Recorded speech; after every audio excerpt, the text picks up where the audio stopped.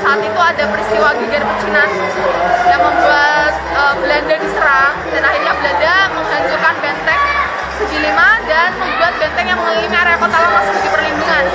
Itu namanya benteng kota. Benteng kota berdiri, lalu terjadi pengembangan. Pada tahun 1824 akhirnya benteng mengelilingi area kota lama dihancurkan dan terjadi pengembangan wilayah. Jadi kayak pembangunan di sekitar benteng itu lebih banyak.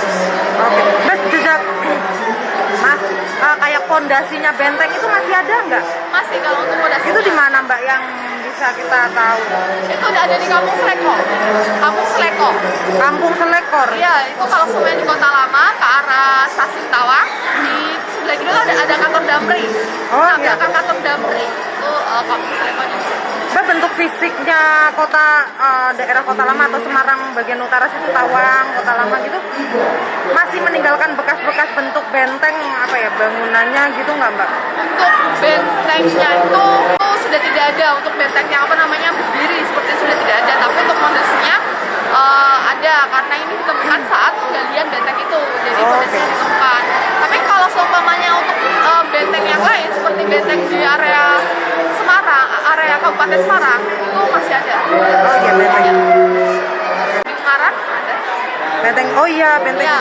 Ungaran itu yang depannya kantor bupati itu ya? Iya. Benteng kota, yaitu benteng mengelilingi area kota lama.